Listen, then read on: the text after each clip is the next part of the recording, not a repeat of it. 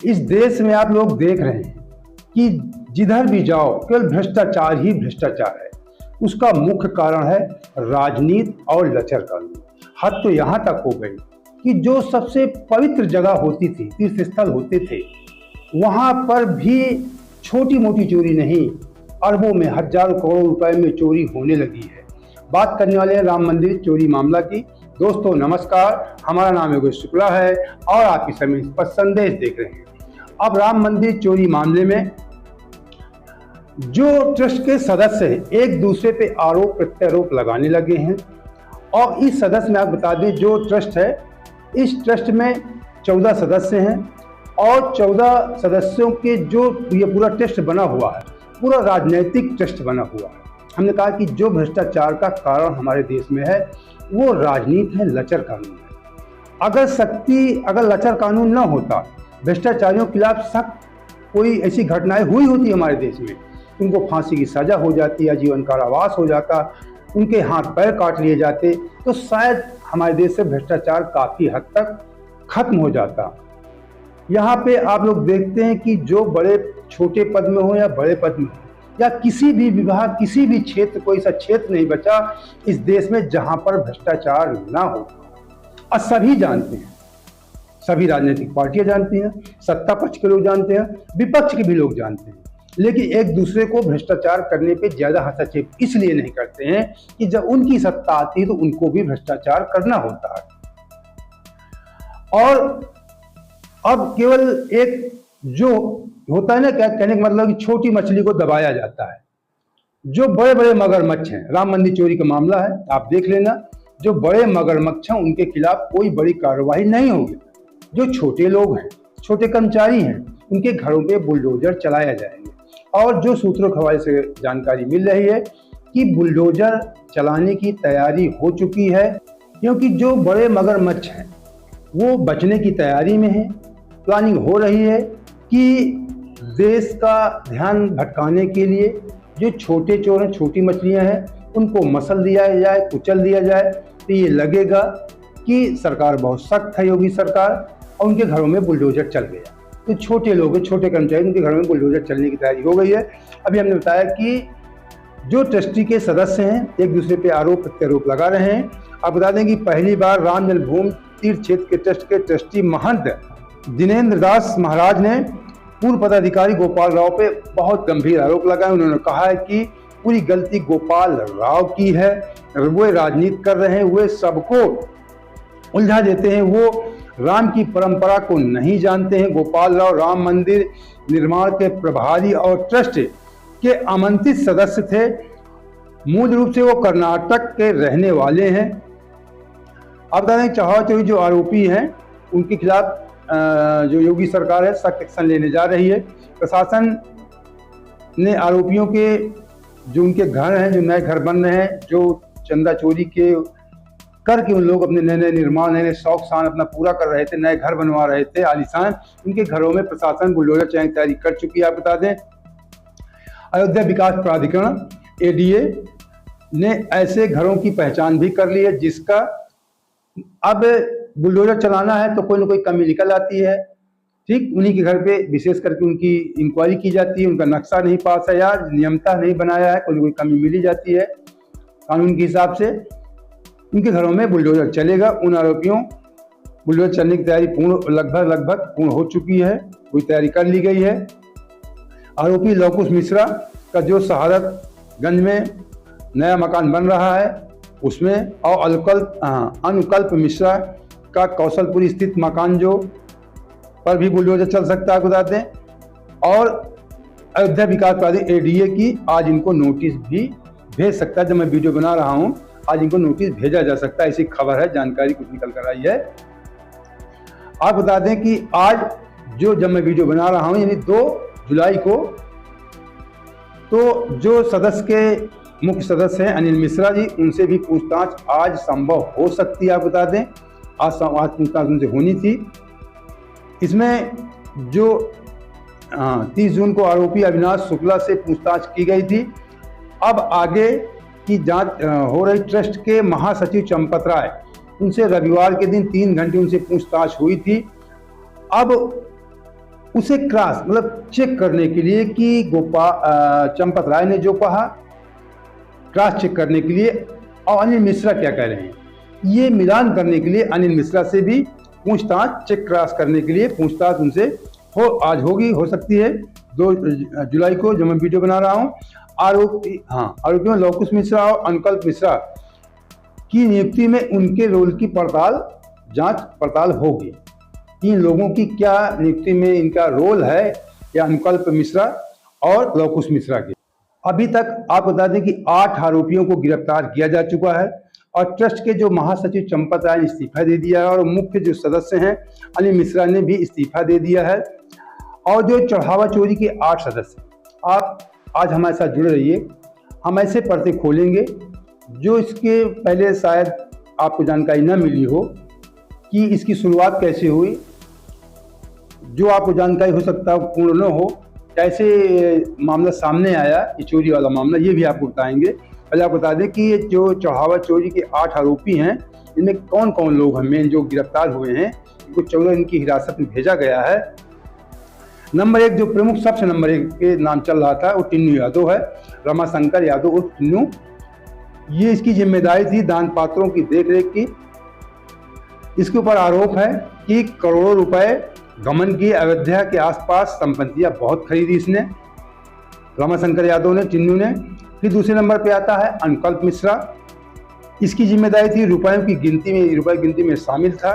इसके ऊपर आरोप है चढ़ावे की चोरी करके रुपए को बाथरूम में छिपाता था ये। तीसरे नंबर पे है लवकुश मिश्रा। इसकी जिम्मेदारी थी चढ़ावे, नकदी की काउंटिंग स्टाफ का सदस्य है, जो काउंटिंग जहाँ पे होती है नकदी और चढ़ावा की। इसके ऊपर आरोप है कि चढ़ावा चोरी करके करोड़ों की संपत्ति बनाई, इसने करोड़ों की संपत्ति बनाई। घर से 12 लाख रुपए नगद भी बरामद हुए। चौथे नंबर पे आते हैं सुभाष चंद्र श्रीवास्तव जी। ये इनकी जिम्मेदारी थी कैश काउंटिंग स्टाफ के प्रभारी, स्टाफ को संभालना था। आरोप है निगरानी में लापरवाही बरती। दान की चोरी में शामिल जो 5वां आरोपी है वो करुणेश पांडे है। जिम्मेदारी इसकी थी दान के रुपए को कच्छ तक लेकर जाना और उसकी गणना करना। आरोप इस पे है दान के पैसों से अयोध्या के आसपास संपत्तियां इसने बहुत खरीदी है। छठा आरोपी है मनीष यादव। जिम्मेदारी इसकी क्या थी, दान पात्रों में आने वाले चढ़ावे की गिनती करना। आरोप इस पे है कि मंदिर के चढ़ावे की चोरी और घर से इसके 36 लाख रुपए कैश भी बरामद हुए। सातवां आरोपी है अविनाश शुक्ला। जिम्मेदारी है कि दान के रुपए को कच्छ तक लेकर जाना और उसकी गणना करना। आरोप है कि दान में रुपए जो चोरी करता था, दान के रुपए, वो अयोध्या के आसपास संपत्तियां इसने भी खरीदी थी। इसे रडार पे आया है। आठवां आरोपी है रमाशंकर मिश्रा। जिम्मेदारी इसकी थी दान पात्रों को गणना कक्ष तक ले जाना और उनकी गिनती करना। इसके ऊपर आरोप है कि ये आरोपियों के साथ मिलकर के दान के आए रुपए की हेरा फेरी करता था, इधर उधर हेरा फेरी करता था रुपए की। और बता दें इन लोगों की जब सुनवाई हुई तो पुलिस इन्हें हिरासत में नहीं लिया। ऑनलाइन सुनवाई इनकी 30 मिनट तक हुई है। इन्हें 14 दिन की हिरासत में 8 आरोपियों को भेज दिया गया है। इनकी अगली सुनवाई 30 जून को हो, मतलब 13 जुलाई को फिर इनकी अगली सुनवाई लगी हुई है। अब राम जन्मभूमि के जो 14 सदस्य हैं उनके बारे में भी आपको जानना चाहिए। आपको जानना चाहिए कि अध्यक्ष कौन है, महासचिव कौन है, ये 14 सदस्य कौन है। यही जो 14 सदस्य हैं, ट्रस्ट के जो 14 सदस्य हैं, ये पूरे घोटाले की यही लोग जड़ हैं। यहीं पे राजनीति, मैंने शुरू में कहा कि राजनीति, जहाँ पे राजनीति हावी हो जाती है वहाँ पे भ्रष्टाचार निश्चित है। क्योंकि राजनीति जहाँ पे नेताओं का हस्तक्षेप होगा वहाँ पे भ्रष्टाचार होगा। देश का ऐसा कोई विभाग नहीं है कि जहाँ पे भ्रष्टाचार है। इसलिए कि सब जानते हैं, कहते हैं पैसा किसी विभाग से पूछो, कहते हैं नीचे से ऊपर तक है। नीचे से ऊपर तक कहाँ जाता है पैसा? ये राजनीति है और लचर कानून है। अगर सख्त कानून हो जाए भ्रष्टाचार के खिलाफ, आरोपियों की भ्रष्टाचार हमारे देश को खोखला कर रहा है और इसमें सख्त कानून होना चाहिए। सीधे फांसी की सजा होना चाहिए, हाथ कटवा लेने चाहिए। भ्रष्टाचार हमारे देश से मिट सकता है। झूठी गवाही वाला भी मामला है, झूठी गवाही देने पर फांसी होनी चाहिए। उसकी दुगना सजा होनी चाहिए। ये अगर इस तरह के कानून में संशोधन हो जाए तो भ्रष्टाचार मिट, अन्यथा भ्रष्टाचार नहीं मिटेगा। इसकी सबसे बड़ी जड़ है राजनीति, वाहवाही लेना नेताओं को कि हमारे नाम का, अब धार्मिक स्थलों पे भी लोग वाहवाही देने लगे हैं कि हमारा नाम हो। साधु संत पीछे हो गए, आप लोग देख रहे होंगे प्रेजेंट टाइम में राजनेता ही साधु संत का चोला धारण कर रहे हैं। इस समय खुद साधु संत बने जा रहे हैं राजनेता, और इसी वजह से भ्रष्टाचार बढ़ा हुआ है। तो जो 14 सदस्य हैं इनके बारे में आप थोड़ा जान लीजिए। इसमें जो अध्यक्ष हैं महंत नृत्य गोपाल दास जी हैं, और जो कोषाध्यक्ष हैं, इस जो ट्रस्ट बना हुआ है, जो मेन जो हेरा फेरी हुई ट्रस्ट के माध्यम से, वो 14 उन सदस्यों को आपको जानना बहुत जरूरी है। इसके अध्यक्ष हैं नृत्य गोपाल दास जी, ठीक, महंत और इसके जो कोषाध्यक्ष हैं गोविंद देवगिरी कोषाध्यक्ष हैं, और चंपत राय जो इसके महासचिव से उन्हें इस्तीफा भी दे दिया है, के पराशर संस्थापक ट्रस्ट सदस्य हैं, संस्थापक मतलब ट्रस्ट के संस्थापक सदस्य हैं के पराशरण और निपेंद्र मिश्रा, ये आईएएस अधिकारी हैं, मोदी जी के बहुत खास हैं। मैंने तक राजनीति घुसी हुई है। ये पदेन सदस्य हैं अध्यक्ष निर्माण समिति जो भी उसके अध्यक्ष हैं और पदेन सदस्य हैं ट्रस्टी राम जन्मभूमि ट्रस्ट के, और ज्वाइंट सेक्रेटरी लेवल के ऑफिसर पदेन सदस्य केंद्र सरकार की ओर से। हाँ, इनमें और देखिए आप संजय प्रसाद हैं, ये पदेन सदस्य हैं राज्य सरकार मतलब केंद्र सरकार की ओर से हैं, राज्य सरकार की ओर से हैं। भाई मंदिर का मामला है, ये कोई सरकार का कोई विभाग, मतलब मंदिर जो हमारा पवित्र स्थान है प्रभु राम का मंदिर, उसको भी सरकार का एक विभाग बना दिया गया है।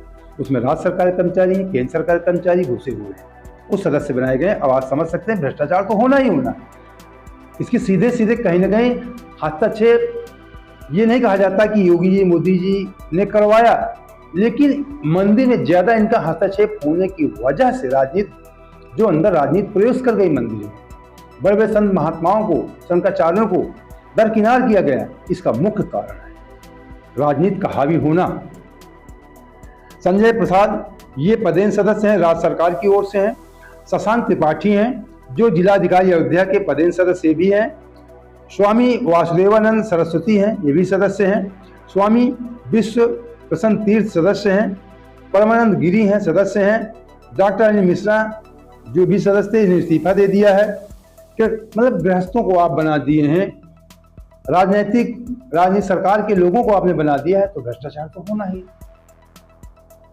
अगर जो देश के हमारे जो सनातन के रीढ़ हैं, जो 4 स्तंभ बनाए गए थे, जो आज गुरु शंकराचार्य आज शंकर ने बनाया था, उनकी देखने का कार्य होता तो उनको जो और भी तमाम बड़े महान संत हैं उनकी देख रेख में होता, क्योंकि उनको गृहस्थ जीवन से कोई मतलब नहीं होता, तो शायद भ्रष्टाचार ना होता।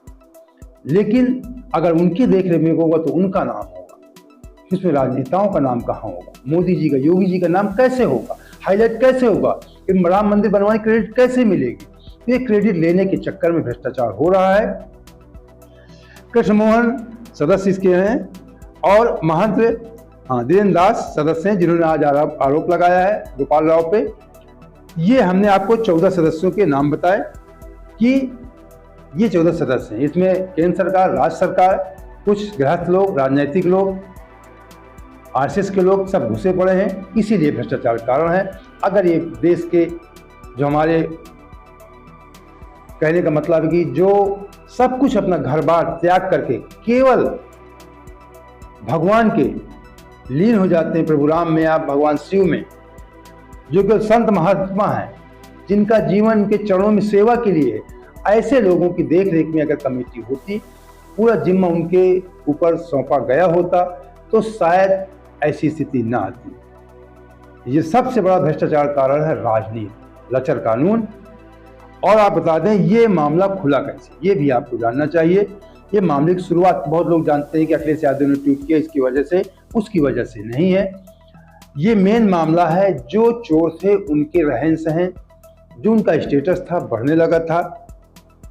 अब जो बताया जा रहा है कि सेवादारों वो सालों से ये गबन जो सेवादार थे, वहाँ तमाम लोग थे, गबन की जानकारी वहाँ के कर्मचारियों में खुसफुस मचा रहता था।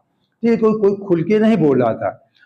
और इसमें बड़े लोगों के नाम होने के कारण कुछ लोग नहीं बोलते, मतलब बड़े बड़े मठाधीशों के नाम होने की वजह से लोग नहीं बोल रहे थे। लोग, छोटे लोग डर रहता है कहीं मेरी नौकरी न चली जाए, तो छोटे लोग, छोटे सदस्य जो थे, जो वहाँ कर्मचारी थे, लोग जान रहे थे, लेकिन खुलकर बोल नहीं रहे। या बता दें, ये पिछले 2 सालों में टिन्नू यादव का मतलब जो रमाशंकर यादव था, टिन्नू यादव, उसका इतना दबदबा बढ़ा तो मंदिर में काम कर तमाम लोगों को चुभने लगा। जब वहाँ पे जो लोग पैसा कमाए नाजायज, जो आरोपी हैं उसमें प्रमुख टिन्नू यादव था, इन लोगों को जब दबदबा बढ़ने लगा तो लोगों को चुभने लगा कि यार हम तो 18-20 हज़ार की नौकरी करते हैं, हमारा घर का खर्च नहीं चल पाता, ये गाड़ियों से आता है, मौज करता है, रौब झाड़ता है, तो लोगों को कहीं चुभने लगा। मेन कारण यहाँ से शुरू होता, कर्मचारियों के द्वारा ही। फिर इस गुट ने, जो उनका विरोधी गुट था, जो ईमानदार गुट था, वो प्लानिंग करने लगा कि इनके करीबी इनसे बढ़ाई जाए और कुछ रहस्य समझा जाए। फिर लोगों इनसे, कहने का मतलब, करीबी बढ़ाई, दोस्ती किया और थोड़ा थोड़ा गहराई में वो लोग घुसने लगे। जब गहराई में घुसने लगे तो उन लोगों को ये अपनी कुछ अपना कबूलने लगे कि ढंग से पैसा कमाते हैं। जब इसकी जानकारी हो गई तो उन लोगों ने धीरे से इसकी जानकारी मीडिया में दे दिया, और जब मीडिया में दे दिया तो धीरे धीरे मामला थोड़ा से बाहर आने लगा। फिर उसके बाद आप बता दें कि ये तो अंदर कर्मचारियों के द्वारा मामला धीरे धीरे खुलने लगा। फिर इसके बाद अब इसमें राजनीति प्रवेश होती है, राजनीति को तूल दिया जाता है, मतलब राजनीतिक विपक्ष के द्वारा इसको थोड़ा से हाईलाइट किया जाता है। इसमें सपा सरकार के मंत्री रहे पवन पांडे ने मंदिर के चढ़ावे में 5 से लगभग 8 करोड़ के आसपास, उन्होंने बताया कितना लगभग घोटाला हुआ, चोरी हुई है। फिर इसके बाद इसी बात को सपा प्रमुख ने मुद्दे को मतलब सोशल मीडिया पे उठाया, उन्होंने पोस्ट कर दिया। तो फिर इस मामले को कोर्ट ने, जब अखिलेश यादव ने इस मामले को सोशल मीडिया पे उठा दिया तो कोर्ट ने इसको संज्ञान ले लिया, तब जाके ये मामला हाईलाइट हो गया। फिर इसके बाद, हाँ, इसकी मैंने डेट आपको बता दूं, ये डेट जो थी, ये अखिलेश यादव ने कब इसको मामले को उठाया। अखिलेश यादव ने इसको 7 जून को, उनके जो पवन पांडे हैं, उनके मंत्री हैं, उन्होंने 7 जून को इस मामले को उठाया था। फिर 8 जून को अखिलेश यादव ने इसको पोस्ट किया था, और फिर 9 जून को राम मंदिर निर्माण समिति के जो अध्यक्ष हैं नृपेंद्र मिश्रा ने ट्रस्ट के सदस्यों के साथ बैठक की, और जब ये मामला थोड़ा सा तूल पकड़ा विपक्ष के द्वारा तो नृपेंद्र मिश्रा ने इसे बैठक की, चढ़ावे की राशि गिनती और लेखा जोखा पे थोड़ा चर्चा किया। फिर 10 जून को प्रधानमंत्री कार्यालय पीएमओ ने मंदिर ट्रस्ट के मामले में रिपोर्ट मांग ली। 10 जून को पीएमओ ने रिपोर्ट मांग लिया। दूसरी तरफ ट्रस्ट के महासचिव चंपत राय, ये सभी जो चंपत राय इस्तीफा दिया तो बताते हैं सबसे बड़े चंपत थे। चंपत का मामला आप लोग समझते हैं, हमारे बोलचाल की भाषा में कहा जाता है कि चंपत हो गए, लेके रफू चक्कर हो गए। तो चंपत जी ने आरोपों को सिरे से खारिज किया था। फिर 11 जून को मंदिर के जो पूर्व लेखा प्रभारी थे महिपाल सिंह ने, उनका बयान सामने आया। उन्होंने आरोप लगाए, सीसी फुटेज के मामले से आरोप लगाया कि इनको डिलीट किया गया सीसी फुटेज को, जो उसमें से कैमरे में। फिर जाके मामला जो पूर्ण रूप से तूल पकड़ा जब एसआईटी टीम का गठन हुआ। 13 जून को यूपी सरकार ने 3 सदस्यीय एसआईटी का गठन किया और जांच के आदेश दिए। फिर इसके बाद परत दर परत तमाम मामले खुलते गए। बहुत सारे लोग तो इस जांच टीम पे ही आरोप लगाए, बड़े बड़े साधु महंत हैं या तमाम ऐसे लोग हैं, विपक्ष के लोग हैं, आरोप लगा रहे हैं कि इस जांच का कोई मतलब नहीं है। अगर जांच टीम किसी हाई कोर्ट या सुप्रीम कोर्ट जजों के माध्यम से कराई जाती तो ज़्यादा अच्छा होता। ये जो टीम है, ये सब मिले हुए हैं, बड़े मगरमच्छों को बचाया जाएगा, छोटे लोगों, छोटी मछलियों के भर में बुलडोजर इत्यादि चलवाया जाएगा, जब शुरू मैंने बताया। और अभी मैंने शुरुआत में कहा कि सबसे बड़ा भ्रष्टाचार कारण है राजनीति, लचर कानून। आपने देखा था कि जब मंदिर निर्माण का पूजन हुआ था, मोदी जी ने किया था, तो हमारे देश के जो सनातन के 4 स्तंभ हैं, शर्म की बात है, सोचने वाली है, डूब मरने वाली बात है उनको निमंत्रण गया था, एक साधारण व्यक्ति को जैसे देश के तमाम हजारों लोगों को निमंत्रण गया था, उसी प्रकार उनको पास भी निमंत्रण गया था। उन लोगों ने आने से इनकार कर दिया था, क्योंकि हमारे देश में संत महात्माओं में, सनातन परंपरा में सबसे सर्वोच्च स्थान शंकराचार्य को होता है, क्योंकि वो आदि गुरु शंकराचार्य की परंपरा से जुड़े हुए हैं। 4 स्तंभ है देश की। जब सनातन हिंदू धर्म नष्ट हो रहा था, उस हिंदू धर्म के फिर से स्थापना, फिर से रक्षा के लिए आदि गुरु शंकराचार्य ने 4 मतों की स्थापना किया था। देवों के देव महादेव के अनुयायी हैं, इसलिए इनको सर्वोच्च माना जाता है। जब हिंदू धर्म नष्ट हो रहा था, तब कोई उस समय ना राजनीति थी, न तमाम तरह के जो आज तमाम जगत गुरु इत्यादि बने हुए हैं, कोई सामने नहीं आया था। आदि गुरु शंकराचार्य ने सबको शास्त्रार्थ के माध्यम से फिर से हिंदू धर्म को स्थापित किया। हिंदू धर्म विलुप्त के 8वीं शताब्दी में लगभग विलुप्त के कगार पर था। शास्त्रार्थ करके फिर से हिंदू धर्म को स्थापित किया था और 4 मठों की स्थापना किया था, और वो हमारे देश में सबसे सर्वोच्च स्थान सनातन के माने जाते हैं। उनकी अवहेलना की गई। उन लोगों ने आरोप लगाया, पुरी के शंकराचार्य जी ने भी, ईश्वर सरस्वती ने, तो उनसे पत्रकारों ने पूछा था कि आप क्यों नहीं जा रहे हैं, और साफ साफ कहा था कि वहाँ मोदी जी जो मुख्य उनके यजमान हैं, वो वहाँ पे मंदिर का उद्घाटन करें, मंदिर का पूजन करेंगे, क्या मैं वहाँ बैठ के ताली बजाऊंगा? उन्होंने कहा कि हम अपनी मर्यादा खुद बचाएंगे, हम सनातन की मर्यादा बचाएंगे, क्योंकि इस देश में सनातन परंपरा में शंकराचार्यों से बड़ा कोई संत महात्मा नहीं हो सकता है। अगर उनकी अनुमति, उनकी सहमत लेकर के ट्रस्ट बनाए जाते, या कुछ अन्य भी तमाम जो बड़े शंकराचार्यों के अलावा भी संत महात्मा हैं, उनकी भी राय एक कमेटी बनाई जाती, उनके सहमत से, उनकी देख रेख पे अगर कमेटियां बनती, गृहस्थ लोग प्रवेश न होते, राजनीतिक लोग, सरकार के लोग प्रवेश न होते, तो शायद ये भ्रष्टाचार आज न हो। तो भ्रष्टाचार की सबसे मूल जड़ जो है राजनीति है। आप देखते हैं कि निचले स्तर से लेकर, ग्रामीण स्तर से लेकर, निचले कर्मचारी से, ग्रामीण स्तर कर्मचारी से लेकर के और सचिवालय, लखनऊ दिल्ली स्तर के कर्मचारियों तक भ्रष्टाचार देश में फैला हुआ है, खुलेआम हो रहा। हर जगह कोई बगैर पैसा लिए दिए कोई कार्य होता ही नहीं है। अब कोई सरकार सख्त आ जाती है तो कर्मचारी कहता है कि रेट ज्यादा लगेगा, क्योंकि सरकार योगी जी की है।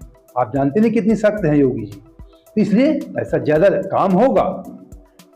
ये होता है भ्रष्टाचार। तो राजनीति जहां पे प्रवेश होगी वहां पे भ्रष्टाचार होगा। इसका एक सबसे बड़ा उपाय है कि कानून व्यवस्था में सुधार होना चाहिए, कानून सख्त हो जाए, लचर व्यवस्था हटा दी जाए, भ्रष्टाचारियों के खिलाफ सख्त कदम उठाए जाए, तो शायद भ्रष्टाचार से लोग डरने लगेंगे। अन्यथा इसी प्रकार भ्रष्टाचार हमारे देश में बढ़ता रहेगा, और जो हमारे देश के गरीब लोग हैं, शोषित वंचित लोग हैं, उनके अधिकारों को बड़े बड़े मगरमच्छ लोग खाते रहेंगे, और गरीब जनता सदैव यही राजनीतिक पार्टी कहती रहेंगी। और जो राजनीतिक नेतागण हैं, जो आवाज उठाते हैं कि हम शोषित वंचितों की आवाज उठाते हैं, उनके परिवार के, उनके नाते रिश्तेदारों, उनके स्टेटस देख लीजिए। जब वो राजनीति शुरू करते हैं, उसके बाद किस स्तर पर पहुंच जाते हैं, उनके समाज के लोग वहीं पे पड़े हुए हैं, क्योंकि भ्रष्टाचार खत्म ही नहीं करना चाहते, वो अपना स्टेटस बढ़ाना चाहते। ये है राजनीति का मेन कारण। तो हमारे देश में राजनीति जो करने वाले लोग हैं, कहीं ना कहीं उसमें भी सुधार होना चाहिए। ये राज्य सुधार तभी हो सकता है कि जनता को बरगलाते हैं धर्म के नाम पे, राजनीति और जात के नाम पे। इनसे हमको आपको सावधान रहना होगा। तो दोस्तों, अगर आपको वीडियो अच्छा लगा है तो मुझे सब्सक्राइब कर लीजिए। ये सही जानकारी सब लोगों तक पहुंचे, इसलिए हमारे वीडियो को लाइक और शेयर भी कर दीजिए। जय हिंद, जय भारत।